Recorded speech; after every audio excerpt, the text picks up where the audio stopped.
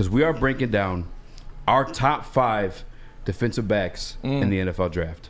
Because obviously it's a position need for the Detroit Lions. Yes, it is. Now, when it comes to deciding who goes first, there's only one way to decide. And of course, if you want full, it's on your hat. It's on the board. Jack Labrador. Say no more. Labrador. Fuck. My boy. All right. Number 5 for me. TJ Tampa. TJ Tampa, you heard me say his name on the podcast before or on the show before. I'm in love with this kid. I've always had, as Richard Sherman's one of my favorite players ever. So I've always had a thing for like longer corners. I've always felt like that's like the way to go. It turns out not all of them move as fluently as a Richard Sherman or some of the guys we see in the game do it. Cam Chancellors. Who else used to be on the other side of Richard Sherman there in the Legion of Boom? There's another like long dude. Byron Maxwell. Not before Maxwell. Brandon Browner. TJ Tampa, a little lighter on the weight side, but a freak athlete, three sport guy, track, basketball, football, and he's got those long arms. Long arms, I think he's seen as a brilliant attribute for a guy like Joey Porter last year. And I truly feel like through like the frame, the fluidity, I feel like he has CB1 potential. And I know that I have him at 5. But I fully expect, and I commented this in the BDE chat earlier today too, that this name will rise, especially come combine time. I like him. Because I expect him to run a lot quicker than people think. I expect him to have and this is actually coming from a buddy of mine, I'm stealing this take, but in the jump, the vertical, Connor Rogers says he thinks he's going to be up in the 40s, which again, like it's pretty high for a guy that's already 6'2" at the position with freakishly long arms. I feel like once the measurements come out, once we're able to see how fluid he is to move, and he plays the ball well, he's a playmaking type too. I really feel like you could take a chance on this guy, and he could end up your CB1 on a championship team or just any team in general. Yeah. But I truly think he fits that mold. I like it. I like it a lot. I like TJ Tampa. Like you said, I'm a fan of big, long, rangy corners as well. Richard Sherman is up there with me, one of my favorite corners in NFL history, and that's what he is. He's big, he's long, he's effective, he is a press man guy, he sticks to receivers, and he's very, very athletic. So I would not mind seeing him go on the Lions draft board for sure.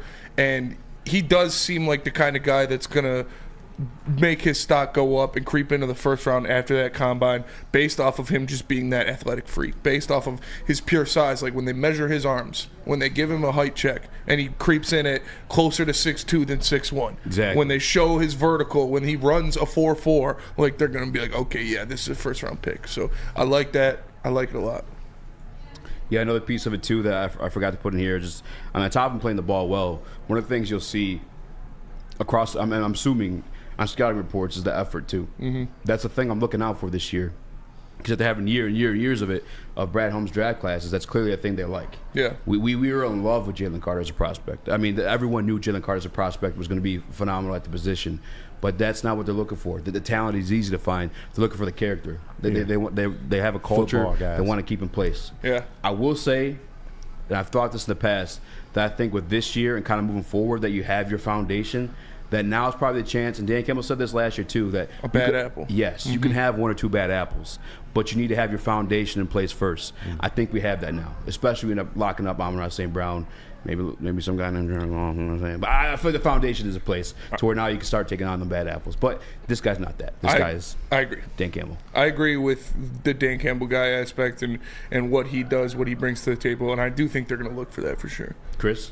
I was just going to quickly add to that, just the last year's success like cements it. You know, we had that argument all last season about the bad apple and can you not afford it. Well, last season they were a team that didn't make the playoffs, had a strong ending, but also had a very disappointing start. So people were one way or the other. So now you're coming into a season where it's like, you know, this team is championship caliber. You know, this team is going for the Super Bowl. This isn't a pipe dream. This is their expectation. So it makes the standard, the threshold for accountability just a lot higher, which works in that favor.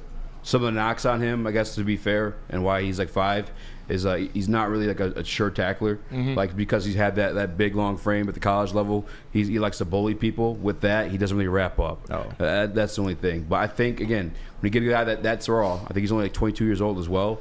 I feel like coaches, like that's their job to fix those things, right? Especially on a team like this where you have a chance to win, and you're talking about like effort being one of his attributes. I think that's something that can be fixed, especially with this defense. Well, that quickly goes to how much you expect for them to contribute this year. Because Yeah. if you're expecting them to contribute this year, then that's a little more concerning. But I'm okay with drafting somebody that it has upside if you're able to sign a cornerback in free agency and you're able to roll out with Cam and your free agent acquisition as your 1 and 2 and let this guy grow into a CB1 or a CB2. Yeah. I like it. And I think my number 5 guy shares a lot of the similar things that you were talking about when it comes to Dan Campbell, that grit and grind, a guy that has been in the trenches, he's going to go through it, loves football.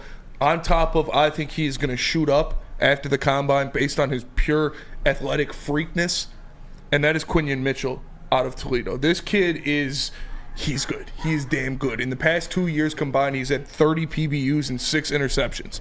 I know it's at Toledo and stuff like that, but Sauce is at Cincinnati, so you can find corners. If they're a dog, they're a dog. But this kid, man, this kid reps the bench 225 21 times. He's squatted 44 times, and he hits 4.3 in the 40-yard dash. This is a kid that's going to blow up the combine. He is going to shoot up into probably the top 15 after you look at the combine. I wouldn't be surprised if he is the second corner off the board.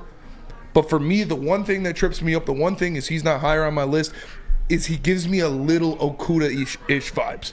A little bit of the Okuda-ish vibes where he's very aggressive with wide receivers, very handsy at the top of routes, and plays very physical with them, where I think that is going to be something that gets exposed in the league. Like, you can't be handsy with receivers like that in the NFL. You can't grab at the top of routes in the NFL.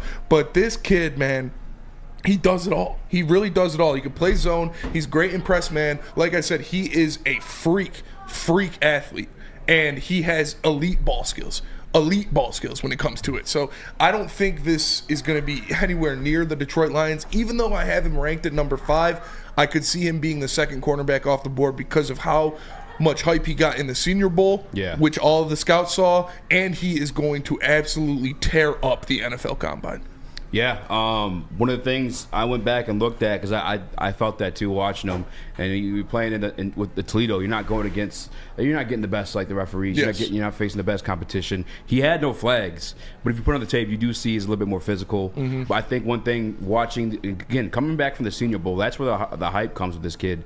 He had elite ball tracking, and he's able to keep up with the speedsters like Roman Wilson. He's able to body the bigger guys too. It just his ability to locate the ball is phenomenal. Yes. I actually personally have him at my number 3, only because, and I'll be honest about it, more of the hype coming back from the Senior Bowl from like guys I respect. A lot of mock drafts, you say you wouldn't be surprised if he's CB2 off the board. Yeah. That's where he is in a lot of these mocks. So I'm taking that, and I guess for what it is, I respect those opinions for some of those people. Yeah. Although, again, we'll see how it plays out. By the way, this is our top 5 cornerbacks as it relates to the Detroit Lions and their situation. Yes. At least that's how I did mine. Yeah, me too. Okay, cool. Number 4 for me. Number 4. Kool-Aid McKinstry. Ooh. Okay. At 6'1", 195 pounds. He plays press. And as we know, press. I'll get that out of the way. He plays press. One of the attributes or one of the nods for Brian Branch's candidacy to be drafted in the first round or being like higher up on people's boards is the fact that he's able to start in a Nick Saban defense from like day one. But Kool-Aid McKinstry is the exact same thing. Yeah. 3-year starter from a freshman on. In his 2022, I believe he had something like 17 pass breakups. And then after that, in 2023, he didn't have that many numbers. You want to know why? They weren't throwing to him. Yeah. He's only targeted 45 times last year in the collegiate season. And that's one of the reasons why another guy that's on my list, I'm not going to say where, but Teron Armour said why he is like rising up the boards because like he was the one that targeted and he capitalized on it. Yeah. But Kool-Aid McKinstry, when it comes down for me, when I watch the tape and listen to the other guys talk, it's just the fluidity of it. Like he can keep up with you and like the shorter intermediate stuff, but when it comes to like those quick twitchy guys, he doesn't have like the quickness to keep up. And there's some concern about the long speed. I personally think the long speed's there when it comes to like straight lines. I think I see it there. He's a longer body guy too. I think the production is there. It's one of those things. It's like, what are you gonna like weigh it out from? I think his combine is gonna be huge for him, just because like these are the concerns and the knocks on him. But the production it's unquestioned. It's there. It's at an elite program like Alabama. The 3-year starter nod at that program too. I think you can't sleep on the guy. The size on top of it. He was like the number 1 guy coming in like from high school to this. Like he was supposed to be him. I think there's still a possibility he can be that, and I think he has the highest floor of any of these guys in the draft. I think he's for sure at the bottom like a CB2.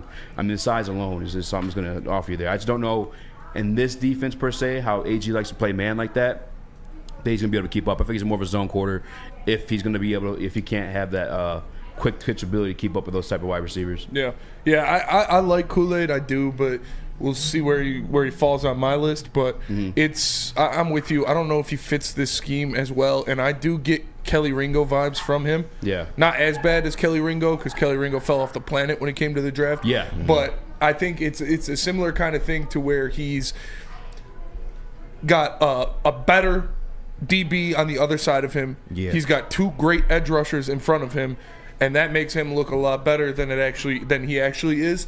But I still think he's he is in my top 5. I won't say where, but Yeah. I do think he gets. Fuck it, just zoom out. Where's that? All right, he's number 3 on mine. Number 3. He's number 3 on mine because of what he can do, his ball skills. Like, that's one thing I love about cornerback, especially college cornerbacks. When I want that, nothing pisses me off more than watching college football when the cornerbacks are running with the receiver, the ball's thrown to them, and they don't turn around and they're just up like this, face guarding the wide receiver. Nothing pisses me off more than that. And Kool-Aid is extremely, extremely good at turning his head around and locating the ball and knocking the ball down or picking the ball off. Yeah. That is something that is extremely impressive to me. You talk about his size.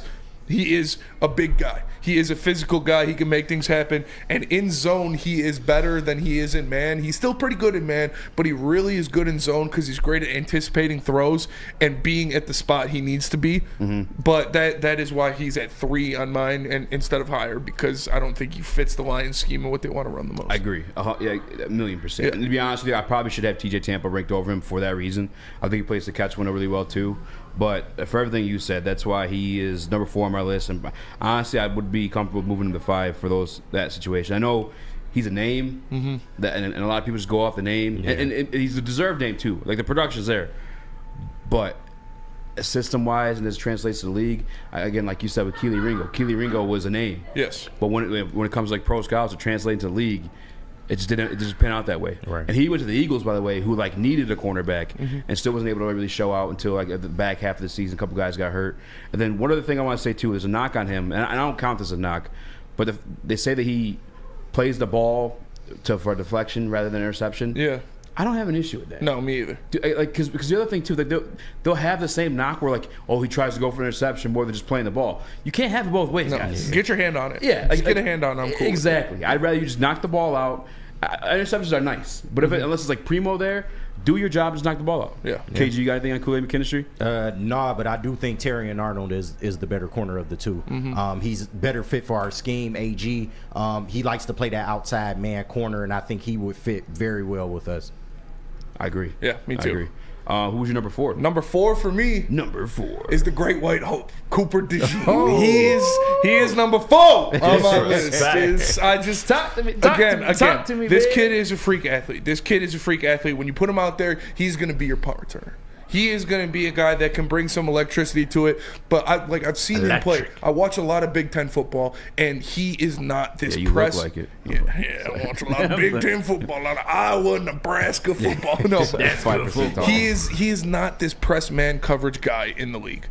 Like, he'll have the speed to run with corners, but even in college, he is not a press man guy. He has good ball skills. He can make plays. He's an elite athlete, top-tier athlete. But I see him being more of a nickel or a safety in the NFL, personally. I don't know if he has the press man skills to play the outside in the NFL. You know, I don't know if he's Jason Sehorn. I'm just going to say it. But this guy is a freak athlete. He's very good at what he does. He's definitely going to make a team very happy. But for what the Lions need, he doesn't fit that need. For what the Lions need a CB1 press man coverage corner, and that is not what I see Cooper DeJean being. So skill-wise, he is top 3, but for what the Lions need, he's outside of it for me. I have a feeling, and I can be wrong on this, and this is the take I'm willing to take an L on. But I just feel like he's going to translate more to like probably a nickel guy or like a safety, more so safety than like an outside corner. And I'm gonna say I'm leaving it at that. Yeah, that's what. Yeah, me too. You don't want to say why? Huh? You don't want to say why? Why? Yeah, I mean, I could. I could. Tell me easy. Tell me why. See the I underside. just can't say it. No, yeah, and I mean a lot. When you watch like his stuff, he is freaky athletic. This is like one. I'm not denying any of those things. But when you watch the play, it's not like it's not like elite corner play. It's like shitty. It's like good safety play. Yes. Like he's like a Harrison Phillips kind of guy, you know, like a real Eric Weddle vibe out there. Weddle, you know, or like a little bit of Weddle, John Lynch, but more athletic. Oh my gosh, More athletic ball. And I always say John Lynch because he hits. What? He plays the run well. Yeah, he does hit well. He's a very good tackler. I think he'll end up playing like a safety. And by the way, like all pro caliber. I Yeah. think he'll be, I I think he'll be he's phenomenal. going to be a great player. He'll be in the league. great. But he doesn't fit what the Lions need at cornerback. Yeah. I don't see him being a press man, lockdown cornerback one in the NFL. KZ, how do you feel about our melanin deficient brother? Hey, you know I feel the Deshaun same, Cooper. man. I'm going for the brothers all day long, man. He ain't got it, man. I don't think he'll be a consistent outside corner like you guys said. He does. He might fit the safety role pretty good. I'm interested to see what he would be like as a I think safety. he'd be better at safety. He's going to be great, bro. I can't see the outside stuff. Yeah. I'll do it. I'll defend him. I'll defend this guy. I think he's severely underrated. I watched 1 second of highlights, and this guy is it. This guy is the foundation of a winning football team. You get this guy, and I'm telling you, he's the foundation. He's the culture setter. He's the guy. He's not sneaky athletic. He's freaky athletic. This guy is the truth. Yeah. He's a real deal. Did you watch Cooper at all, Trev? Not enough to give you a real good take on it. The one that comes to support your mind. people. The only thing that I watched from finally him get one. was I don't remember what game it was. He had the punt return that got called back, and He had a punt return against Michigan State too. yeah. He's like I said, he's an athlete, man. When he gets the ball in his hands, he is electric in the open field. But I just don't see him fitting what the Lions need, unfortunately. Yeah, I'm with you. We'll see. We'll see where he lands on my list. I already kind of gave away my number 3 because you gave your queuing on Mitchell. That's your number 3? That was my number 3. Okay, my number 3 is Kool-Aid. Rounding out our top 2 cornerbacks in the NFL draft, Spenny, who you got? Number 2 for me, the number 2 cornerback in the NFL draft, I believe, is Terrion Arnold. Yes. I think this kid is. I think he was arguably the best defensive player on Alabama's defense last year. You see what he did. He had 12 PBUs, 5 interceptions, and only a 52.5 quarterback allowed rating when targeted. And like you said, Kool-Aid wasn't getting targeted this year. They were throwing at him, and he was saying, "You're not getting shit over here either." This man was a menace. He is extremely, extremely good in man coverage. When you look at what Kool-Aid does well, he really thrives in the zone. Terrion Arnold is the lockdown man corner on that side of the ball. He, at the line of scrimmage, he is physical, he is aggressive. You don't get past him on the line of scrimmage without getting jammed, without getting some hams in you. You're not getting a nice, easy break off the line of scrimmage when this guy is lined up against you. Amazing footwork when he's coming off the line, in his routes, in his back pedal, rotates the hips very well. And something you like, Easy, I know you like, he mirrors those wide receivers on routes like a menace. Like you see him running stride for stride with these wide receivers. I was watching his tape against I think it was South Carolina or Kentucky. And there was a play where he got his interception on a slant route and he ran the slant for the receiver. I think it was Kentucky. Yeah, I think it was Kentucky too. He literally ran the slant for the receiver, was like a half a yard in front of him, perfect position for the interception. This kid is nice. This kid is really nice. Like if the Lions traded up for a cornerback, I would want it to be one of these 2 guys that I have in the top 10 or top 2. You guys know who my number 1 is, but number 2, this kid is going to be special. Yeah, he has a 4.4 speed. Yeah. At 6 foot. At 6 foot. He's only 20 years old. Yes. He turns 21 on the 22nd of next month. Like that's you're talking about a defensive coordinator that played the cornerback position to get someone like this to help mold. I think AG would love that opportunity. I know that like we get to like the top of this list, and a lot of people think like, okay, well the Detroit Lions are going to have opportunities to draft these guys. Don't sleep on Brad Holmes. Yeah, Brad Holmes has maneuvered his way around every single draft, and you guys spoke about it the other day on BDE. Is like, guess who else maneuvered their way around the draft? The Kansas City Chiefs. The team was built through the draft, but built through the draft through trades. They moved around the draft, grabbed the guys they believed in. Patrick Mahomes, they moved up to grab at pick number 10 or 12. I don't remember what it was off the top of my head. But I absolutely agree with you. Terrion Arnold, I think you put on the film this year, 13 pass breakups, 5 interceptions. Some of the interceptions outside the Kentucky one were like deflections and like just Hail Marys thrown out there. He was able to capitalize on. But nonetheless, again, targeted Kool-Aid McKinstry was only targeted 45 times. He played 780 snaps. Yeah. Yes. So Dude, Terrion Arnold is legit. He is the real deal. He's very, very raw. He's very much an athlete who's kind of like, again, he's only 20 years old. He's kind of just now learning that position too. So I think for a guy that you want to mold as a defensive coordinator or like a Dre Bly or whoever it may be, this is it. Yes. Shea Townsend as well. I'll throw that name in there too. Terrion Arnold, I think, could be something special with the NFL. KG? no, y'all said it all perfect. But I wonder where he rank on your list though. He is number 2 on my list. Huh. Spenny and I think we have the same affinity for the same man. Pause. Hey, yo. And number 1, we have Nate Wiggins. Wiggins, yeah. And that was unplanned. No. If there's any knock on him, I think it's like the weight. He's playing at 185. I think I am curious of where his like arms are going to measure at.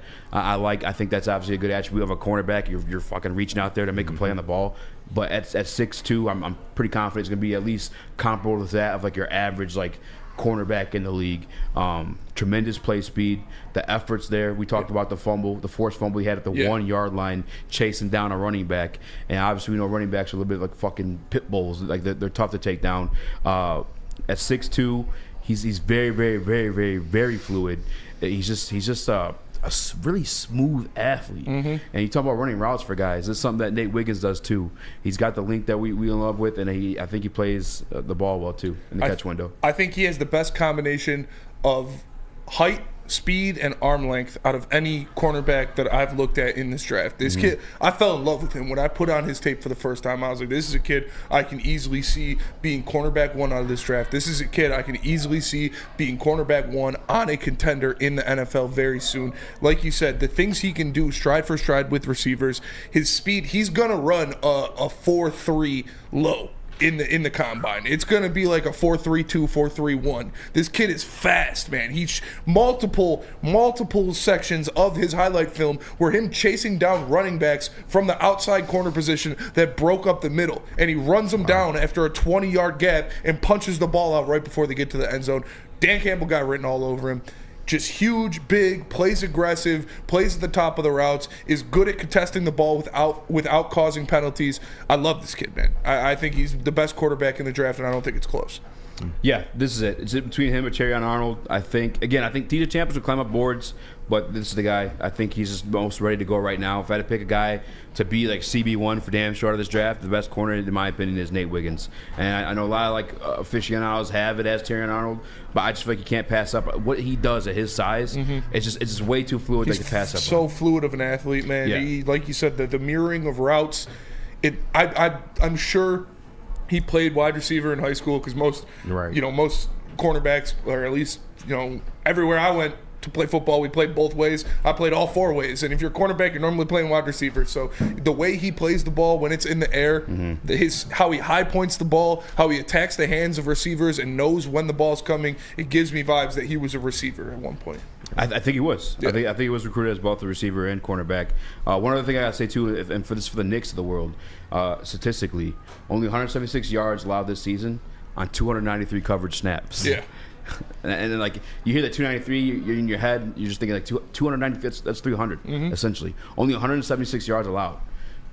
Dude's a beast. Yeah, yes. it's tough.